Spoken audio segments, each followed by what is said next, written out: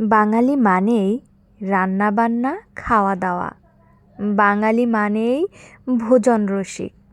এরকম বাঙালি খুঁজে পাওয়া দায় যারা খেতে ভালোবাসে না।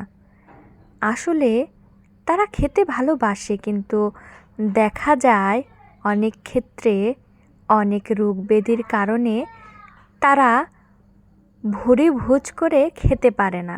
যাই হোক, আজকে আমার পছন্দের রান্নাগুলো হয়েছিল।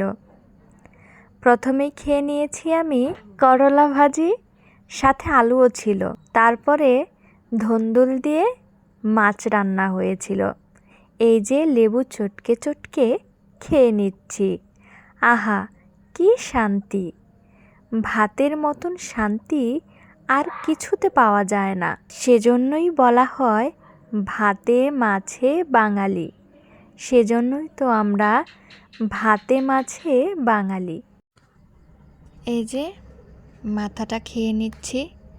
যদিও আমি তেমন ভালোভাবে মাছের মাথা খেতে পারি না, তবুও মায়ের অনুরোধে বারবার খেতেই হয়। যাই হোক, এই যে আমার খাওয়া দাওয়া শেষ হলো।